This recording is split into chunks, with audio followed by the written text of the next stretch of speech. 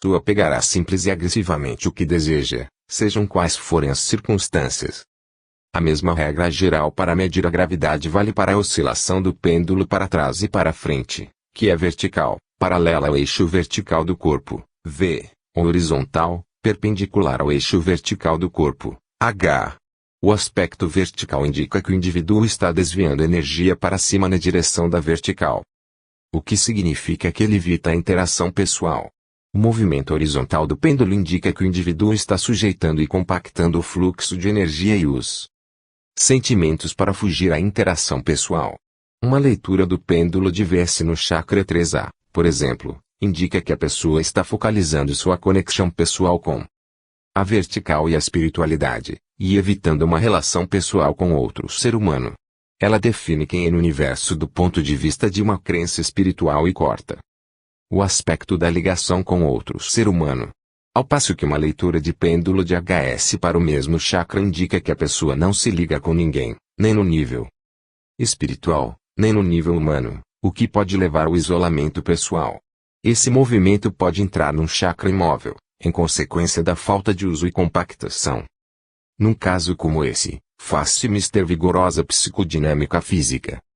Quando um indivíduo focaliza seu trabalho psicológico num determinado aspecto do seu ser, ou por haver decidido fazê-lo desde um lugar interior ou por ter sido forçado a fazê-lo por circunstâncias externas, o chakra ou chakras envolvidos apresentarão provavelmente um movimento caótico ou assimétrico, XS, como na figura 10A2. Esse movimento fará o pêndulo oscilar de maneira caótica, exibindo de ordinário um movimento elíptico combinado com um eixo móvel deslocável. A princípio, o movimento pode confundir o principiante, se mantiver, contudo, o pêndulo sobre o chakra por um período mais longo de tempo, a mudança do eixo será observável. O modelo descrito pelo pêndulo terá a aparência dos dois últimos itens da figura 10A2. Toda vez que se observar esse tipo de movimento, o terapeuta saberá que muita coisa está acontecendo no cliente. É chegada a hora de analisar profundamente as questões pertinentes, dando-lhe, ao mesmo tempo, muito tempo e espaço para que ele faça o próprio exame, transformação. Se ele puder ausentar-se do trabalho por alguns dias, nessa ocasião, e não ser perturbado pela rotina cotidiana, tirar ao máximo proveito desse período de grande mudança pessoal. Tenho observado regularmente esse fenômeno em pessoas que estão passando por uma profunda transformação pessoal. Em retiros que duram semanas inteiras. Figura 10A2. Diagnose do centro de energia, símbolo, notação, significado do símbolo e indicações psicológicas. À medida que o terapeuta se torna mais proficiente no uso do pêndulo, começará a observar outras qualidades em suas mensurações. O ritmo da oscilação, a rapidez com que o pêndulo se move, indica a quantidade de energia metabolizada através do chakra. Com a prática, o terapeuta poderá também captar qualidades como o retesamento, a tensão, a exuberância, o peso, a tristeza, o pesar, a tranquilidade e a clareza. Uma oscilação rápida pode ser rápida e retesada, indicando excesso de trabalho, tensão e pressão na área. Uma oscilação rápida também pode combinar-se com um sentimento exuberante, indicando muita agressão positiva na área. Desarte. Desenvolvendo sentidos mais agudos para perceber a qualidade da energia que flui através do chakra, o terapeuta pode informar-se melhor acerca do estado do cliente. Pode aferir a estabilidade do chakra, dizer por quanto tempo ele se encontra no estado atual, se muda para trás e para frente entre dois estados, e outras coisas. Mas, um chakra pode estar aberto 20% do tempo, o que será captado pelo terapeuta treinado sensitivamente. Está claro que para isso se faz mister a prática da verificação. Os chakras experimentam fases diferentes à proporção que passam de fechados para abertos graças ao trabalho intenso do terapeuta. O processo de alterar o sistema de crença de uma pessoa dá nova direção ao movimento do chakra. Um chakra continuamente fechado num diâmetro amplo, CC6, diminuirá, às vezes, durante um período de tempo, o seu diâmetro, virar-se-á e, em seguida, aumentará o diâmetro na direção harmoniosa até tornar-se C6. Esse tipo de mudança não durará muito mais. à proporção que a pessoa prosseguir no trabalho por um longo período, o chakra tenderá a ficar aberto por mais tempo, cada vez que se abrir, aumentando a percentagem global de tempo de funcionamento harmonioso, e a pessoa se sentirá feliz por períodos mais dilatados. Durante muito tempo o chakra se estabilizará na posição aberta. E raro se fechará. O indivíduo, de ordinário, continuará trabalhando e passará ao chakra seguinte que esteja funcionando desarmonicamente e interfira na sua felicidade diária. Segundo verifiquei, quando um chakra cronicamente fechado se abre durante uma sessão de terapia, é comum outro chakra, habitualmente aberto, fechar-se por breve espaço de tempo, a título de compensação. A personalidade não tolera um novo estado aberto sem algum grau de proteção imaginada no princípio. Estudo de um caso de retiro intensivo. Examinemos agora as configurações do chakra realmente medido no caso de uma mulher que veio ao Phoenicia Patchwork Center, de Phoenicia, Nova York, em 2 ocasiões separadas, para fazer um retiro de uma semana, que incluía um trabalho muito intenso sobre si mesma. A primeira foi em 1979 e a segunda, em 1981. Na segunda vez, ela veio com o novo marido, e ambos fizeram um trabalho intensivo de casais. Tomaram-se as medidas do chakra antes do início do trabalho da semana e, em seguida, logo depois de completado o citado trabalho. Todas as medidas foram tomadas enquanto a mulher se achava num estado muito tranquilo, depois de estar assim por algum tempo. Essas medidas são mostradas na figura 10-3. Para interpretar as leituras será preciso usar ambas as figuras 7-3 e 9-1, além da figura 10-2 sobre o significado de cada chakra. Como vocês podem ver pelas leituras, os centros que funcionam mais harmoniosamente são os da razão, depois vêm os do sentimento e, por fim, os da vontade. Isso significa que ela tem uma bela mente, que funciona bem, sobretudo nos conceitos da realidade, 6A, e na integração da personalidade e espiritualidade, 7. Seu centro mental de vontade executiva, 6B, mostra uma cisão direita-esquerda na maior parte do tempo, o que quer dizer que ela tende a ser agressiva, quando o mais apropriado seria ser receptiva em qualquer situação que se relacionasse com a execução gradativa das suas ideias. Ela decidirá o que fazer e passará a fazê-lo de um modo gradual, independentemente do fato de ter ou não chegado o momento de começar. Quando ela apareceu para o primeiro retiro, esse centro estava agressivo. Na ocasião em que o primeiro retiro chegou ao fim, o centro se acalmara, já não estava agressivo, mas continuava imóvel. A configuração de imobilidade não se manteve, nem se mudou em harmonia, como acontece frequentemente com o passar do tempo. 2 anos depois, quando ela voltou, o centro estava agressivo de novo, e não se modificou. Durante o segundo retiro, por ocasião da última leitura, o fato de ser superagressiva, quando punha em prática suas ideias, continuava sendo um problema para ela. Este foi o único caso de nenhuma mudança nos chakras. Mas, quando chegou ao fim o segundo retiro, todos os outros chakras estavam equilibrados. Figura 10-3. Estudo de um caso de retiro intensivo. Leituras de chakras. Seus outros centros da vontade também mostraram problemas, pois cada um deles deixou de funcionar numa ou noutra ocasião durante as semanas de retiro. Quando ela chegou em 1979, os chakras 5B, 3B e 2B não funcionavam direito, o que quer dizer que ela estava negativamente agressiva em termos de orgulho. Chakra 5B, autodestruição. Chakra 3B, e amortecimento da potência sexual. Ela amorteceu a potência sexual cindindo o fluxo de energia no chakra 2B em 4 partes. O pêndulo mostrava 4 círculos distintos e separados, e empregando de maneiras negativas, como as brigas com o ex-marido.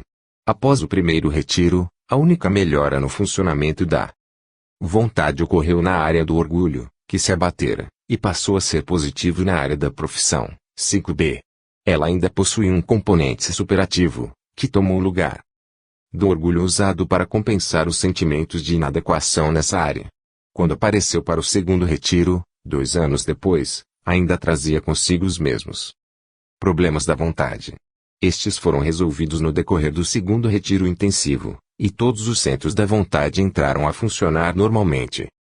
Os centros dos sentimentos evidenciaram algumas dificuldades, mas nem tantas quanto os da vontade. O centro do coração, 4A, permaneceu aberto durante os 2 anos. Ela é muito boa em matéria de amor. O centro da garganta, SA, revelou problemas na aceitação da nutrição e uma negação agressiva das suas necessidades. Esta se abrandou ao final da primeira semana e, quando ela voltou 2 anos depois, havia sido resolvida, principalmente através do relacionamento muito terno com o homem que ela ama. Por outro lado, o centro do plexo solar, 3A, que se relaciona com o que você é no universo, estava fechado quando ela veio pela primeira vez. Abriu-se durante o retiro, mas, no período do 2º ano, entre os retiros, voltou a fechar-se. Ao termo do 2º retiro, aberto outra vez, metabolizava mais energia. O leitor notará que o centro de potência sexual dela clareou quando seu relacionamento com o homem que ela amava se tornou mais estável e definiu-se claramente. Por intermédio do trabalho no retiro dos casais. No transcorrer do primeiro retiro, ela abriu os centros dos sentimentos e principiou a sentir-se segura nesse mundo universal. No 2º retiro, tendo realizado muito trabalho nos centros dos sentimentos, que não se achavam tão obstruídos quanto os da vontade, foi-lhe possível enfrentar com firmeza o uso equivocado que fazia da sua vontade e reequilibrá-lo. Como se depreende das leituras, a maior parte dos chakras exibia grandes diâmetros, o que quer dizer que a pessoa que possui esse sistema de energia possui também muita força. É interessante notar que os centros da coroa, do terceiro olho e do coração permaneceram abertos durante os 2 anos. Isso significa que ela está muito ligada à espiritualidade, à realidade conceptual, e é capaz de amar. O quadro global da sua personalidade indica que sua função clara primordial é a razão, e que ela compensa os sentimentos vulneráveis e se defende contra eles com a vontade, demasiado agressiva. Como eu já disse, ao cabo do 2º retiro, todos os centros, com exceção do centro executivo da vontade, funcionavam bem. Enquanto continuarem desse jeito, ela se mostrará equilibrada na razão, na vontade e nas funções emocionais, e levará uma vida mais feliz e mais harmônica. Revisão do capítulo 10. 1. Que significa uma leitura de pêndulo de C6 para o aspecto frontal do 4º chakra. 2. Que significa uma leitura de pêndulo de CCS para o aspecto dorsal do 3º chakra. 3. Que significa a leitura de um pêndulo de V6 para o aspecto frontal do chakra número 2. 4. Que significa uma leitura de pêndulo de CC4 para o 5º chakra frontal, tanto física como psicologicamente. 5. Que significa uma leitura de pêndulo de H5 para o aspecto dorsal do chakra número 2. Alimento para reflexões. 6. Se você trabalha com pessoas para abrir-lhes os centros do coração e do sexo e é bem-sucedido, porque podem elas fechar o chakra do seu plexo solar. Isso está certo. Capítulo 11. Observações de auras em sessões terapêuticas. A aura é realmente o elo que faltava entre a biologia e a medicina física e a psicoterapia. O lugar em que se localizam todas as emoções, pensamentos, lembranças e padrões de comportamento que discutimos sem parar na terapêutica. Não estão apenas suspensos em algum lugar de nossa imaginação, senão localizados no tempo e no espaço. Pensamentos e emoções movimentam-se entre as pessoas no tempo e no espaço através do campo da energia humana. Em seu estudo é o modo de se conseguir um instrumento para lidar com essa atividade. Reparemos em alguns fluxos de energia fluida de auras enquanto as pessoas se movimentam em sua vida diária e, a seguir, em sessões terapêuticas, concentrar-nos-emos nas formas móveis coloridas das 4 camadas inferiores da aura e veremos a exposição dos chakras num capítulo subsequente. Percebendo cores no campo. Quando uma pessoa começa, pela primeira vez, a ler auras, pode não compreender de pronto o significado das cores. Depois, com a prática, o sentido geral das cores se tomará claro. Quando o praticante adquire maior sensibilidade pelo emprego do seu dom, passa a ler também o significado das cores que percebe. A cor será discutida minuciosamente no capítulo 23. Uma das primeiras explosões no campo da energia humana, que tive o ensejo de observar, continua a ser, para mim, um dos mais vividos. Em 1972, durante um Curso intensivo de gritos primários bioenergéticos. Vi Linda iluminar-se como uma árvore de Natal quando gritou por causa da morte do pai, vitimado pelo câncer.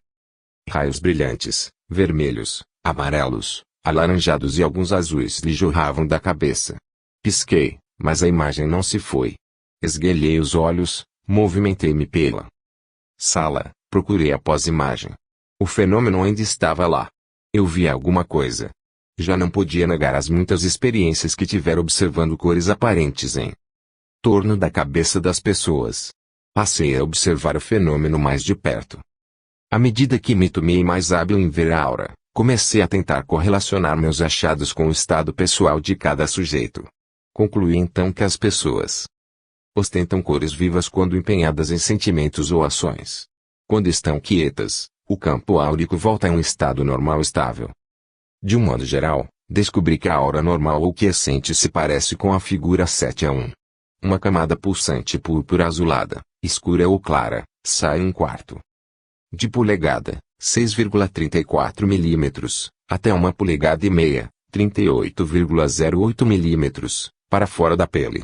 Pulsa constantemente a uma velocidade aproximada de 15 pulsações por minuto. As pulsações costumam produzir um movimento ondulado, que desce pelos braços, pelas pernas e pelo tronco. A princípio, ela é cercada de uma camada nevoenta, entre o azul claro e o cinzento, muito mais brilhante perto do corpo, mas que se vai dissipando à proporção que aumenta a distância do corpo. A cor azul geralmente se transforma numa cor amarela em torno da cabeça, a uma distância aproximada de 3 ou 4 polegadas, 76,17 ou 101,56 milímetros. Existem, de ordinário, jorros do azul mais claro vindos das pontas dos dedos das mãos e dos pés e do cocuruto da cabeça. Descobri que a maioria das pessoas é capaz de ver os jorros saindo das pontas dos dedos com alguns minutos de prática e instruções precisas. Conquanto esses jorros sejam azuis na maior parte do tempo, suas cores variam nas áreas vermelhas e purpúreas também. Podem ser de qualquer cor. Exercícios para observar as auras de outras pessoas. Agora que você já fez os exercícios mencionados no capítulo 7, observando a aura nas pontas dos seus dedos, olhemos um pouco para as auras de outras pessoas. Use novamente uma sala escurecida, uma claridade crepuscular, não um escuro de verdade. Preciso que vocês possam ver com facilidade o rosto um do outro. Peça ao seu amigo que se coloque diante de uma parede toda branca ou de uma tela. Certifique-se da ausência de qualquer luz para a qual você possa olhar acidentalmente. Você quer relaxar os olhos. Para ver a aura, preferirá usar a visão noturna, como acontece quando caminha no escuro e percebe que vê as coisas melhor se não olhar diretamente para elas. Estará usando os bastonetes em vez de usar os cones da retina. Os bastonetes são muito mais sensíveis aos níveis baixos de luz do que os cones, que se usam de dia. E com cores brilhantes. Olhe para o espaço que fica perto do cocuruto da cabeça do seu amigo ou para a área do pescoço e dos ombros. Desfocalize os olhos, de modo que possa olhar para uma área de espaço e não para uma linha fina. Enquanto olha suavemente para um espaço de 4 a 6 polegadas, 101,56 a 152,34 milímetros, de profundidade ao redor da cabeça, permita que a luz chegue aos seus olhos. Crie a sensação de permitir que alguma coisa chegue aos seus olhos, em lugar de deixar que seus olhos se alonguem para captar o que quer que seja, como costumam fazer, às vezes, quando você forceja por ver alguma coisa. Dê tempo ao tempo. Faça-o com outras pessoas, de preferência com alguém que vê auras, de sorte que possa correlacionar com elas o que está vendo. Você talvez imagine ver alguma coisa aí, assim que a vê, ela terá desaparecido. Antes mesmo de você poder dizer, é isso. Certifique-se de que, ao olhar para um ponto branco na parede, não está vendo a mesma coisa. Esse é o efeito da pós-imagem, em que seus olhos conservarão uma imagem em virtude de um efeito de cor complementar ou de uma intensidade de contraste brilhante. O fenômeno áurico, muito rápido, não perdura. Pulsa. Você pode vê-lo fluir pelo braço abaixo ou ostentar uma cor para cima e para fora do campo. Pode ver uma névoa à volta do corpo que não parece emocionante. Não fique decepcionado, isso é apenas o começo. Pegue um par de óculos de aura na livraria holística local e siga as instruções que neles encontrar. Elas o ajudarão a desenvolver sua capacidade de ver. Tem um efeito cumulativo sobre a sensibilidade dos olhos. As lentes de cor azul cobalto são as melhores, mas difíceis de encontrar. A maioria dos óculos de aura de cor púrpura escura funciona muito bem. Não faça nenhum destes exercícios por muito tempo. Sentir-se-á muito cansado depois de alguns momentos. Descobri que um grupo de pessoas se emociona quando vê alguma coisa pela primeira vez. Depois, o grupo continua, dúvidas o assaltam e o sistema de energia de cada pessoa principia a cansar-se. Dali a instantes, você terá uma sala cheia de pessoas muito quietas e cansadas. Por isso mesmo, exercite-se apenas um pouco por dia. E confirme cuidadosamente o que viu com as ilustrações e descrições que se seguem. Se a pessoa tiver um sentimento forte, sua aura quiescente será, de repente, impregnada de outra cor e de outra forma correlacionadas com seu estado emocional. O seguir, depois que os tons dos sentimentos se esmaecem, a aura recupera a aparência original. O período de tempo que isso dura varia com o indivíduo e depende de diversos fatores. Se a pessoa não liberou o sentimento, este permanecerá em sua aura, geralmente desmaiado, até que ela o faça. Se ela liberar parte do sentimento, essa parte será liberada. As cores e formas podem brilhar rapidamente e sair do campo áurico, ou podem simplesmente dissipar-se por um período que vai de poucos minutos a algumas semanas. Elas podem até receber outra cor sobre a primeira ou ser mascaradas por outras cores e formas, num efeito de várias camadas. Algumas formas, sobre as quais falarei mais adiante, ficam na aura anos a fio. Todo pensamento, todo sentimento e toda experiência que uma pessoa tem influi na sua aura e a modifica. Alguns efeitos perduram para sempre. A figura 11.1a mostra a aura normal de um homem. Quando ela canta, figura 11.1b, sua aura se expande e ilumina. Lampejos brilhantes, semelhantes a relâmpagos e centelhas de coloração azul-violeta iridescente começam a partir logo após o movimento de inalação, antes que ele encete cada novo verso. À proporção que o público se torna mais atento, a aura geral se expande. Grandes arcos de luz se estendem do cantor para o público, e as duas auras se ligam. Formas mútuas principiam a ser construídas, à medida que fluem sentimentos entre o artista e o público.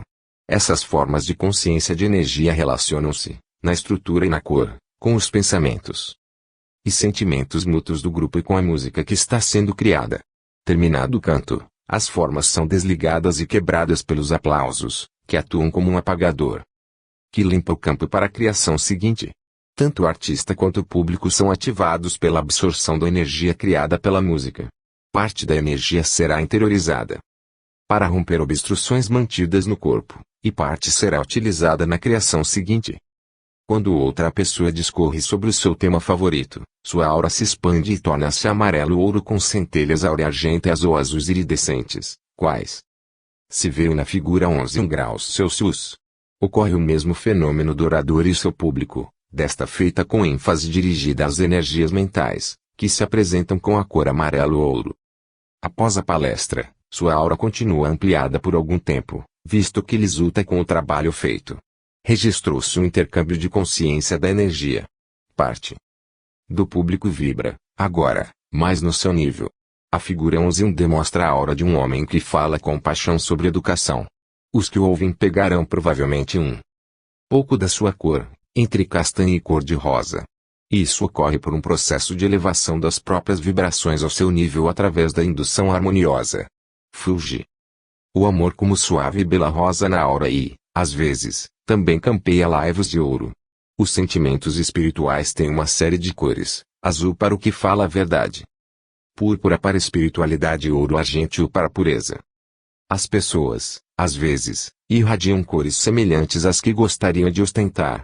A figura 11.1 mostra uma mulher depois de dirigir uma aula de energética do núcleo, aula de exercício físico concentrada em exteriorizar sentimentos que ajudem os alunos a compreender sua psicodinâmica. O verde, que ela usa miúde, está associado à saúde física e à cura. Em outro exemplo, na figura 1L1F, um homem irradia com frequência a cor lilás, que corresponde a uma das suas camisas favoritas. Essa cor parece corresponder nele a sentimentos de amor e a suavidade.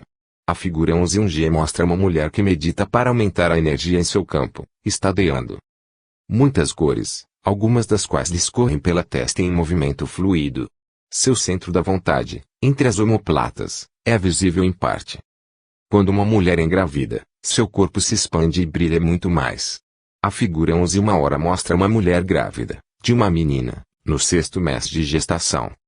A futura mãe exibe lindas bolas macias, azuis, cor-de-rosa, amarelas e verdes, que rolam umas sobre as outras pelos ombros abaixo.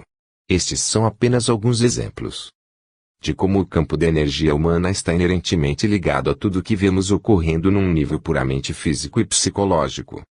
A raiva e outras emoções negativas. O vermelho sempre esteve associado à raiva. Um dia, entretanto, meu filho de 11 anos de idade, muito feliz e enérgico, brincava cheio de alegria, quando me pareceu a figura 11-2A, em que jorros brilhantes, vermelhos e alaranjados, se irradiavam da sua cabeça. E a qualidade da cor vermelha que denota raiva. O vermelho-laranja. Brilhante não é raiva, relaciona-se com a força vital vibrante. A reação madura da mulher no curso de gritos primários está retratada na figura 1L2B. Ela experimenta grande número de sentimentos ao mesmo tempo, o que explica a grande quantidade de cores de alta intensidade, que se traduz na aura pelo brilho e pelos vigorosos raios que o corpo emite em linhas retas. Uma pessoa zangada apresenta uma cor vermelha escura. Quando a zanga se manifesta, desprende-se da pessoa em forma de jatos de luz feito relâmpagos ou centelhas redondas, que se alongam do corpo, como mostra a figura em 2 graus Celsius. Vi tudo isso muitas e muitas vezes em grupos e sessões. Em compensação, na figura 11-2D, temos um exemplo em que a pessoa não liberou a raiva nem a dor. Assim que o ponto vermelho emergiu da área da garganta, movimentou-se lentamente para fora.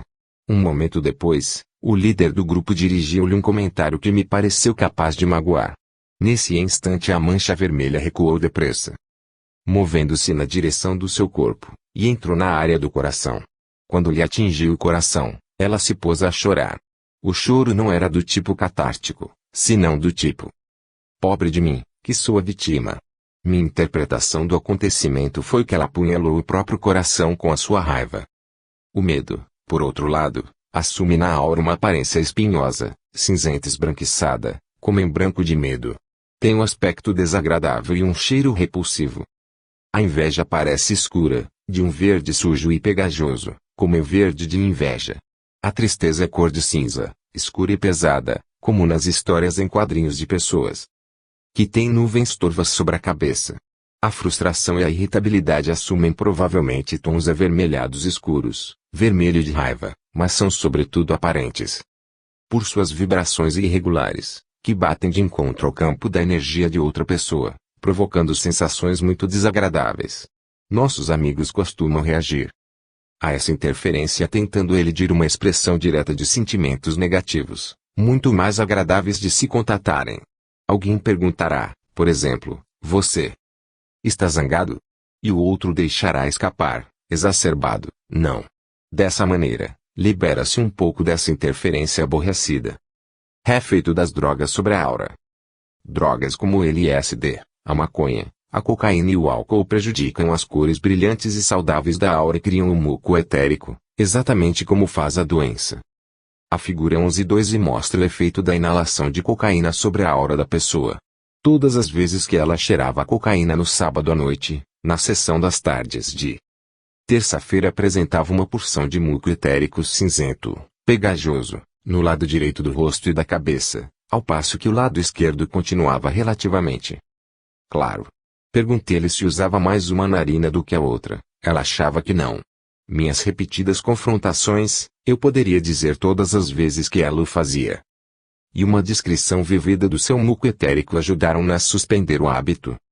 A figura 11-2F mostra a aura de um homem que fez muitas viagens de LSD e ingeriu muito álcool. A aura de um marrom esverdeado sujo. A mancha verde suja, que se movia lentamente para baixo e não era liberada, correlacionava-se com seus sentimentos mistos, não diferenciados e contidos, de raiva, inveja e dor. Se ele tivesse sido capaz de separar os sentimentos, compreender-lhes a essência, expressá-los e liberá-los, tenho a certeza de que a mancha se teria separado, em matizes mais brilhantes e mais claros, das cores correspondentes, vermelho, verde e cinza, e, em seguida, se afastado. Em virtude, porém, da quantidade de contaminação escura do campo, esse homem tem de levar efeito uma limpeza enérgica e profunda a fim de remover o muco etérico antes de poder elevar seu nível de energia a uma altura bastante para clarear e mover seus sentimentos. Um peso aparente na aura. A figura 11.2g mostra um homem que também se entregara, durante anos, ao consumo de drogas, como o LSD e a maconha, com a resultante aura verde suja. O resíduo das experiências aparece no canto superior direito. A impressão de peso provém do fato de que ele sempre mantinha a cabeça num ângulo que parecia equilibrar a forma, a qual permanecia na mesma posição semana após semana. Quando lhe mostrei, ele pôde vê-la. Usou um espelho, para afastar a forma, teria também, além do que já foi mencionado, de renunciar às drogas e limpar o seu campo. Além do trabalho com o corpo, recomendei-lhe jejum e uma dieta de limpeza. Ele poderia então aumentar a força do campo de energia e dissipar o resíduo acumulado. Na figura 11.2 vamos encontrar uma exibição interessante de peso aparente associado à consistência mucosa. A mulher havia sido uma moça boazinha durante anos para, afinal, chegar à rebeldia. Deixou de ser boazinha e ficou muito zangada durante a sessão. Derrubou as cadeiras da sala e tripudiou sobre a caixa de lenços de papel, fazendo-a em pedaços. Saiu da sessão sentindo-se liberada. Na semana seguinte, entretanto, encolheu-se e retratou-se, chegando ao consultório com uma dor de cabeça terrível. Fazia movimentos cautelosos e mantinha os ombros próximos das orelhas. Nesse ponto, reparei numa grande bolha de muco no cocuruto da sua cabeça. Aparentemente, o muco havia sido liberado na sessão anterior e ali se acumulara. O fenômeno da liberação da toxina pelo trabalho bioenergético é bem conhecido. Um vigoroso fluxo de energia solta as toxinas retidas nos tecidos. Algumas pessoas ficam doentes depois de um trabalho vigoroso. Essa doença chama-se floqueio. Minha cliente já deixara de ser rebelde, e exibia um comportamento um tanto masoquista de autopunição. Sugeri que iniciasse a sessão com movimentos físicos. Pedi-lhe que se dobrasse para frente, numa espécie de movimento vergastante com a metade superior do corpo. Quando ela o fez, a bola de muco lhe saltou da cabeça, caindo a uns 2,5 pés, 76,14 centímetros, de distância à sua frente.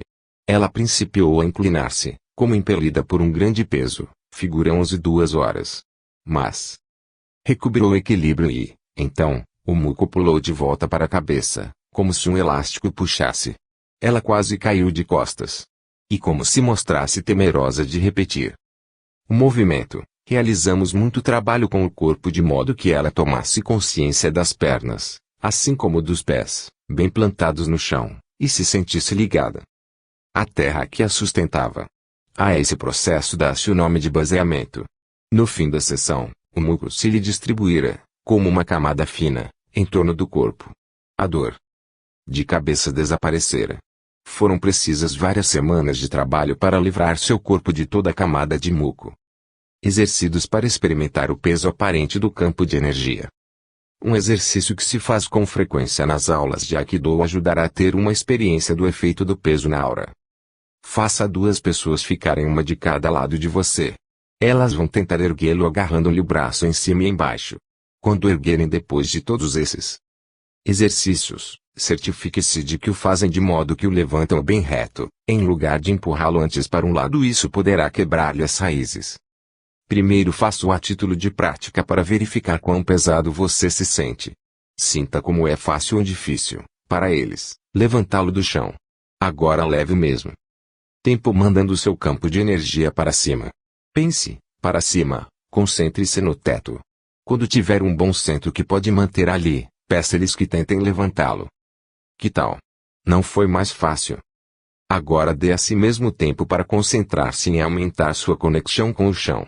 Faça saírem raízes da ponta dos seus dedos e da sola dos seus pés que penetrem no chão e se aprofundem na terra. Concentre-se na robusta e poderosa conexão energética que você tem com o solo. Quando tiver um foco muito bom, peça aos seus amigos que o levantem outra vez.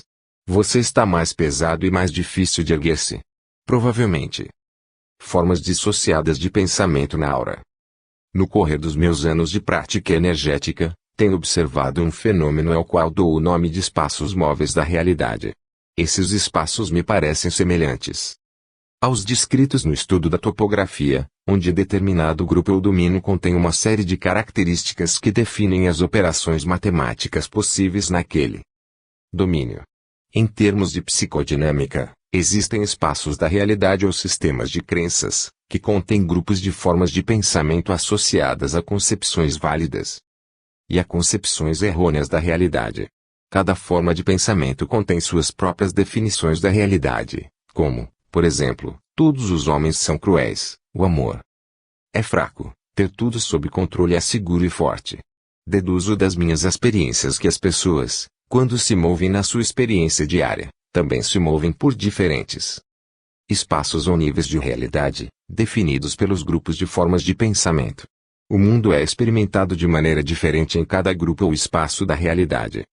As formas de pensamento são realidades energéticas, observáveis, que irradiam cores de vária intensidade. Sua intensidade e sua definição de forma decorrem da energia ou da importância que a pessoa lhes deu. As formas de pensamento são criadas, construídas e mantidas pelos seus donos por intermédio dos pensamentos habituais. Quanto mais definidos e claros forem os pensamentos, tanto mais definida será a forma. A natureza e a força das emoções associadas aos pensamentos dão à forma sua cor, sua intensidade e seu poder. Esses pensamentos podem ou não ser conscientes. Uma forma de pensamento se constrói a partir da constante ruminação de um temor. Como este, por exemplo, ele vai me deixar. O criador da forma de pensamento agirá como se aquilo fosse acontecer, o campo de energia da forma de pensamento influirá de modo negativo no campo da pessoa a que ela se refere. Terá provavelmente o efeito de empurrar a pessoa para longe. Quanto mais força se der a essa influência negativa, enchendo-a de energia, consciente ou inconscientemente, tanto mais eficaz será ela no criar o resultado temido. Tais formas de pensamento, por via de regra, tanto fazem parte da personalidade que o indivíduo nem sequer se dá conta delas. Começam a formar-se na infância e baseiam-se num raciocínio de criança, quando são integradas à personalidade. São como um excesso de bagagem que a pessoa leva dentro de si, sem reparar no seu efeito, que é muito grande. Essas formas de pensamento, conglomeradas ou sistemas de crenças atraem muitos efeitos na realidade externa da pessoa.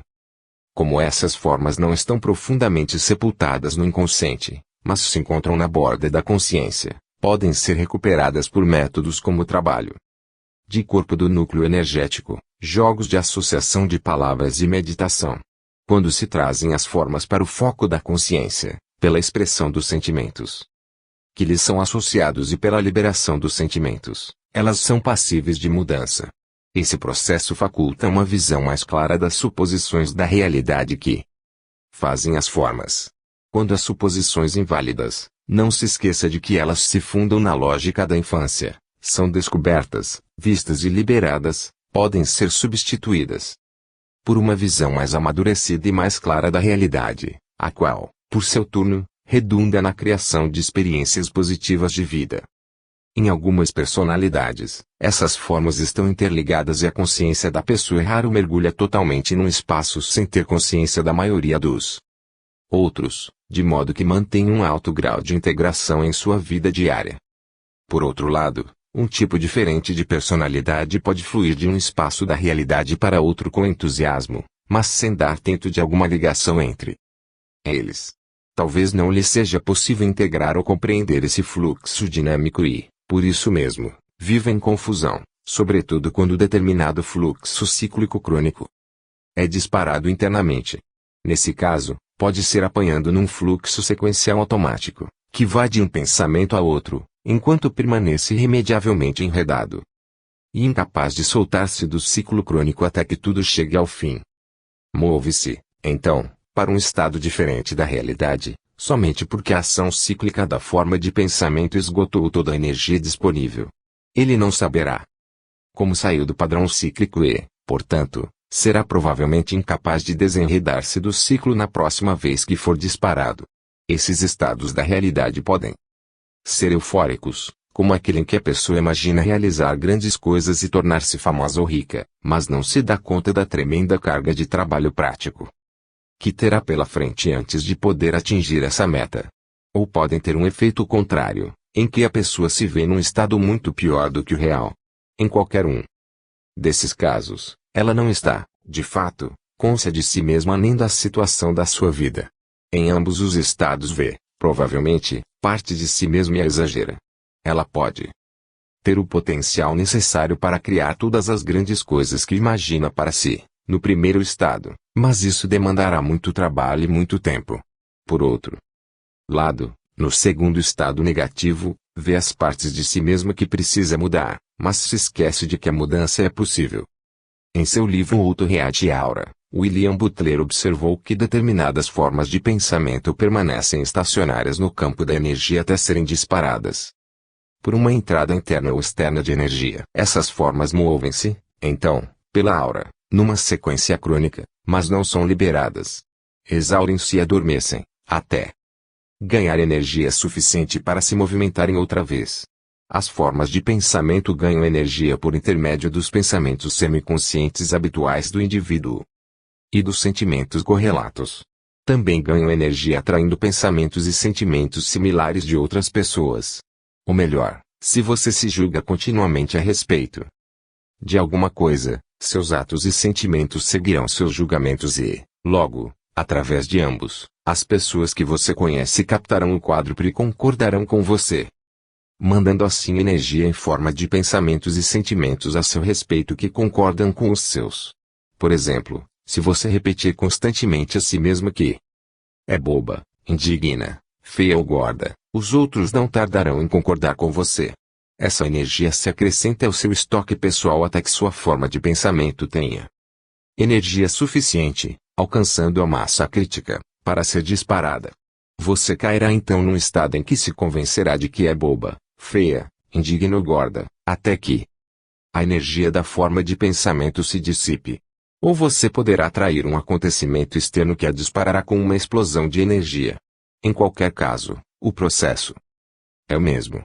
O disparo não é necessariamente negativo, pois se o indivíduo se encontra num processo terapêutico, pode sair do ciclo crônico e romper a forma cíclica, de maneira que venha manejá-la muito bem na próxima vez que ela for disparada.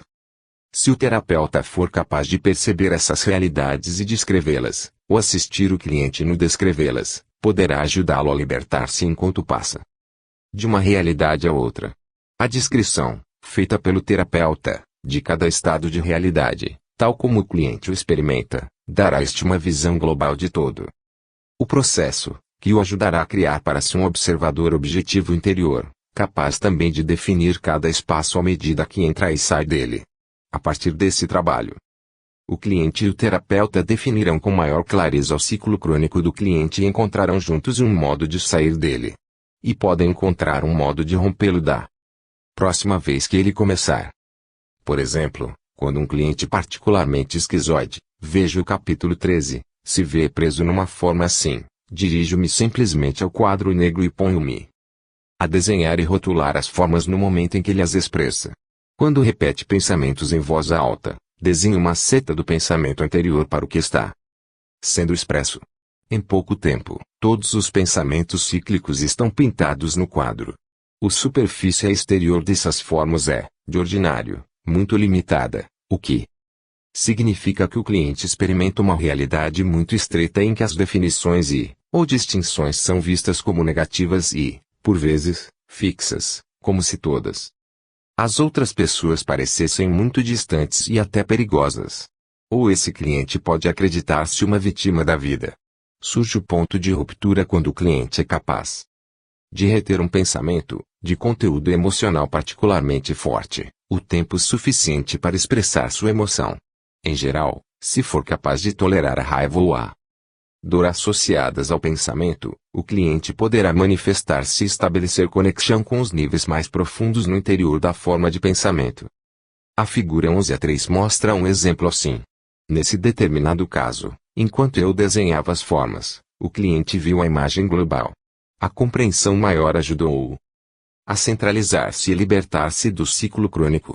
Ele examinou minuciosamente a sua raiva, expressou-a e, depois, viu as questões mais profundas.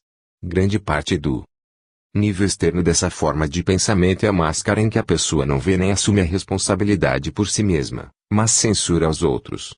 Falo a fim de parecer boa. Isso, naturalmente, a deixa impotente até atingir a realidade mais profunda, que é o coração da forma de pensamento. Quando, em consequência de um trauma de infância, ela se sente, pura e simplesmente, má por dentro, e nada pode fazer a esse respeito, a pessoa compreende que, no futuro, terá a alternativa de ver e compreender toda a estrutura, examinando primeiro a raiva por sentir-se presa e, em seguida, a dor existente na forma de pensamento. Ela costuma evitar essa dor, ficando na superfície da forma de pensamento, e, por conseguinte, na irrealidade. Sentindo a dor, integra a criança que existe dentro dela e que se sente má. No adulto interior, que sabe que não é. Figura 11a3, forma de pensamento dissociada. Figura 11a4, homem trabalhando no tamborete bioenergético. Geralmente, a expressão e a liberação dos sentimentos é a chave para sair de um padrão de pensamento cíclico. Na maior parte do tempo essas formas se dissociam, a fim de que a pessoa não experimente os sentimentos nelas contidos. O indivíduo despende um grande esforço em sua vida diária tentando não colocar a forma de pensamento em movimento, porque ela pode evocar o sentimento indesejado. Mas, mesmo que evite situações capazes de evocar tais sentimentos, isso não funciona completamente. Porque a pessoa está sempre recarregando as formas de pensamento. Se ela persistir no processo terapêutico, com o passar do tempo a forma se liga mais e mais ao restante da personalidade. Os aspectos negativos, transformados em funções positivas, integram-se na aura normal como cores sem forma, brilhantes e claras. A limpeza da aura durante uma sessão de terapia. A terapia energética do núcleo destina-se a ajudar as pessoas a liberar obstruções do campo áurico através da focalização e do esforço físico. A figura 11a4 ilustra exatamente uma liberação desse tipo. Se o indivíduo se deitar de costas sobre um tamborete almofadado, os músculos do torso se estendem e relaxam. Isso provoca uma liberação energética e a obstrução se desfaz. O cliente apresentava uma vigorosa obstrução de energia nos músculos, bem defronte da espinha, perto do eixo diafragmático. Enquanto ele trabalhava no tamborete bioenergético, a obstrução soltou-se de repente com uma explosão de energia. A nuvem de energia elevou-se rapidamente ao longo da espinha. Quando atingiu a cabeça do cliente, ele rompeu na consciência, via dirigir-se para outro espaço de realidade. O cliente começou a gritar e a expressar uma dor da primeira infância. À medida que expressava seus sentimentos, liberava mais e mais a nuvem de energia, e esta se retirou do seu campo. O que se segue é a descrição do que acontece numa típica sessão de terapia. Primeiro, porém, eis aqui algumas informações sobre a cliente, a quem chamarei Susan. Susan era uma bela mulher, loira, de 20 e tantos anos, terapeuta profissional, casada, com uma filha de 2 anos de idade. Ela e o marido, também terapeuta, tinham um casamento rico e estável e eram líderes entre os seus pares. Haviam se conhecido e casado muito jovens. O pai de Susan morrera acidentalmente 2 semanas antes do seu nascimento, deixando a esposa, mãe de Susan, com um bebê recém-nascido e 2 meninos um pouco mais velhos para educar, tendo pouco ou nenhum rendimento. A viúva precisou pedir a outras pessoas que levassem Susan para casa e tomassem conta dela. Susan cresceu em 2 casas. Uma muito limpa, ordenada e rigorosamente cristã, outra, a casa desmazelada de sua mãe, que nunca foi capaz de curar a ferida deixada pela perda do marido. Em ocasião tão importante, nunca mais voltou a casar, mas teve muitos amantes. O casamento precoce de Susan satisfez-lhe a necessidade de um homem que cuidasse dela, visto que nunca tivera realmente um pai. Susan também carregava consigo o medo de que nunca faria o casamento dar certo, como a mãe, ou de que teria de ser perfeita para consegui-lo, como na família religiosa. Quando Susan chegou à sessão, certa manhã, mostrava-se aparentemente muito feliz e alegre. Falou sobre a semana que passara com o marido. Enquanto falava e gesticulava, atirou para cima uma nuvem cor-de-rosa e branca de felicidade figura 11:5. Essa felicidade, contudo, estava servindo para encobrir sentimentos mais profundos, revelados pelo campo de energia. Minhas observações indicaram a existência de uma obstrução, visível como uma mancha cinzenta escura no plexo solar. A área do estômago, relacionada com o medo e outros sentimentos. A obstrução secundária estava na testa, cinzento mais claro, indicativo de confusão mental, diretamente ligada à dor emocional no coração, vermelho. Ela exibia muita atividade mental, alta energia, dos lados da cabeça, amarelo. E evidenciava também muita energia vital, de natureza sexual, vibrante, na pelve, vermelho alaranjado. À medida que ela continuava a mover os braços e a falar alegremente, atirando para cima nuvens fofas, cor-de-rosa e brancas, a energia amarelo brilhante, que se irradiava dos lados da cabeça, entrou em cobrir ou mascarar a área do problema cinzento na testa. Ela procurava literalmente convencer-se de que estava feliz, mascarando a energia cinzenta com energia amarela, mental. Quando descrevi o que eu estava vendo, ela deixou imediatamente de criar a falsa nuvem cor-de-rosa. A área cinzenta na cabeça recuperou a extensão original. A serenidade de Susan transformou-se em medo e dor emocional. Em seguida, ela confessou o que estava realmente acontecendo. Pouco antes de encaminhar-se para a sessão semanal, descobrira que a mãe fora hospitalizada com uma espécie de paralisia dos olhos. O médico encarregado de tratar do caso dera a entender que aquele era sintoma de uma moléstia séria, como a esclerose múltipla. Susan, muito perturbada com a situação, precisava de toda a sua força para enfrentar seus vários sentimentos. Em relação à mãe, obstruindo sua energia vital, de natureza sexual, na pelve e não lhe permitindo fluir pelas pernas abaixo, ela obstruía sua conexão com o solo e com sua base como ser humano na Terra. A essa altura da sessão, era importante movimentar a energia para baixo, no sentido da Terra, e ligá-la à sua base energética. A força nas pernas e na pelve. Por meio de exercícios das pernas e da pelve, principiamos a mover a energia pélvica para as pernas, a fim de construir uma base para um trabalho mais difícil. A energia movimentou-se rapidamente pelas pernas abaixo no intuito de ligá-la ao chão. Em seguida, fluiu por todo o corpo e carregou o sistema mais uniformemente. À proporção que a obstrução pélvica se soltou, a mudança de energia deu a Susan um sentimento de segurança dentro dos seus próprios sentimentos de força vital sexual. A obstrução pélvica relacionava-se com sua mãe, que não soubera lidar com sua energia sexual. Susan ainda tinha medo de parecer-se com ela. Mas como possuía uma forte conexão entre o sexo e o coração, esse perigo, de fato, não existia, razão pela qual a energia se movimentava rapidamente pelas pernas e para o chão, onde se entranhava. Depois que a energia se entranhou, Susan reconheceu que poderia ter aquelas sensações agradáveis e ainda assim dominá-las, podendo fazer com elas o que bem entendesse. Em seguida, foi-lhe possível falar da dor que sentia no coração por causa da doença da mãe. Pôs-se a chorar, soltando o vermelho da área do coração. Passamos então a trabalhar a obstrução principal, localizada no plexo solar, relacionada com necessidades infantis não satisfeitas, pelas quais, por sua vez, ela rejeitava a mãe. Dessa maneira, o campo de energia lhe revelava o conflito interno. De um lado, experimentava sentimentos de dor e de amor pela mãe, que estava, naquela ocasião, muito doente e, de outro, sentia raiva da rejeição, que se poderia exprimir por esta frase: você não tomou conta de mim, porque, agora, devo tomar conta de você. O fato de trazer esse conflito à consciência e ao entendimento principiou a soltar a área cinzenta da testa. A liberação da mancha escura do plexo solar demandou um vigoroso trabalho com o corpo. Susan inclinou-se para trás sobre o tamborete bioenergético para esticar e desatar a obstrução. Feito isso, executou movimentos enérgicos, atirando a metade superior do corpo para frente e para baixo, no intuito de regurgitar a obstrução. e tudo o que ela simbolizava, vale dizer, não só a rejeição da mãe, mas também sua intenção de imputar à mãe todas as privações que experimentara na vida. Susan mantinha um estado seguro de privação na vida atual. A privação infantil fora substituída, graças ao hábito, pela autoprivação.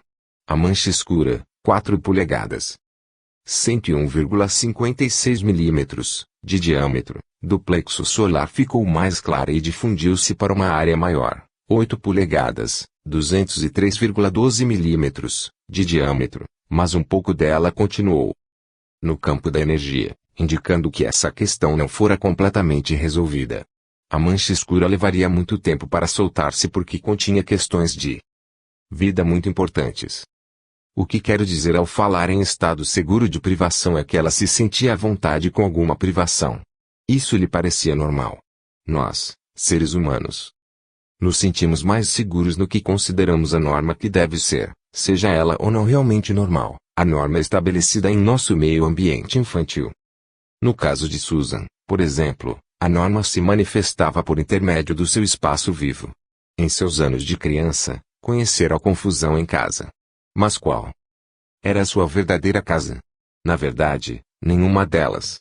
O problema persistia. Vivera numa casa inacabada durante os 8 anos de casamento. Nunca tivera, com efeito, uma casa completamente terminada e mobiliada que pudesse chamar de sua. À proporção que progrediu a terapia, o espaço vivo de Susan tornou-se mais harmoniosamente mobiliado e mais lindamente terminado. Era, na realidade, em seu caso, a manifestação externa de um estado interior. Por essas observações relativas ao campo de energia, é provável que você esteja começando a ver, com maior clareza, a conexão entre doença e problemas psicológicos. Detemos os sentimentos obstruindo nosso fluxo de energia. Isso cria poças estagnadas de energia em nossos sistemas, as quais, quando ali perduram o tempo suficiente, provocam doença no corpo físico. Isso será discutido mais pormenorizadamente na 4ª parte. A conexão entre a terapêutica e a cura torna-se óbvia quando se encara a moléstia dessa maneira. A visão dilatada do terapeuta abrange a totalidade do ser humano. No processo da cura não existe separação entre corpo e mente, emoções e espírito. Tudo isso precisa estar em equilíbrio para criar um ser humano saudável. O terapeuta focaliza a disfunção física, psicológica e espiritual. Impossível realizar a cura sem influir nos níveis psicológicos da personalidade. Quanto mais compreender a psicodinâmica dos clientes, tanto mais equipado estará o terapeuta para ajudá-los a se curarem. Revisão do capítulo 11. 1. Que é uma obstrução da energia. 2. Como se cria uma obstrução da energia no campo de energia universal, seu. 3. Quando se pode dizer que uma obstrução no seu foi liberada. 4. Como se pode dizer que alguém está liberando sentimentos em vez de conservá-los. 5. Que fenômenos acontecem primeiro, os áuricos ou os físicos? 6. Em que cor ou em que cores aparecem na aura as seguintes emoções: medo, raiva, amor, alegria, confusão, inveja, ódio. 7. Que cor é melhor na aura, o vermelho brilhante, vibrante, perto da pelve, ou o verde rico e bonito perto da área do peito e do plexo solar? 8. Qual é o efeito da inalação de maconhas sobre a aura? A curto prazo? A longo prazo? 9. Que é uma forma dissociada de pensamento. Alimento para reflexões. 10. Faça exercícios, observando as auras de outras pessoas, e descreva o que vê. 11. Trace desde o princípio até o fim o ciclo de uma forma de pensamento em que você se viu preso. O que foi que a iniciou? Qual é a sua origem? Como pode sair dela? Que sentimentos mais profundos ela encobre e como o defende contra o sentimento? Capítulo 12. Obstruções da energia e sistemas de defesa da aura. Depois de observar muitas obstruções nos campos das pessoas, comecei a classificá-las em tipos. Encontrei 6 tipos gerais de obstruções da energia. Também comecei a notar que as pessoas usam seus campos de maneiras defensivas, a fim de protegê-las contra uma experiência desagradável imaginada, e organizam seus campos áuricos inteiros no que denominam um sistema energético de defesa. Antes de tudo, examinemos os 6 tipos de obstruções da energia que observei. Tipos de obstruções da energia. As figuras 12.1 e 12.2 mostram como esses bloqueios se me apresentam. A obstrução maçante figura 12 lá, resulta de se deprimirem os sentimentos e a energia da pessoa até a sua estagnação, provocando um acúmulo de fluidos corporais na área. O corpo tende a entumecer-se ali. Essa obstrução,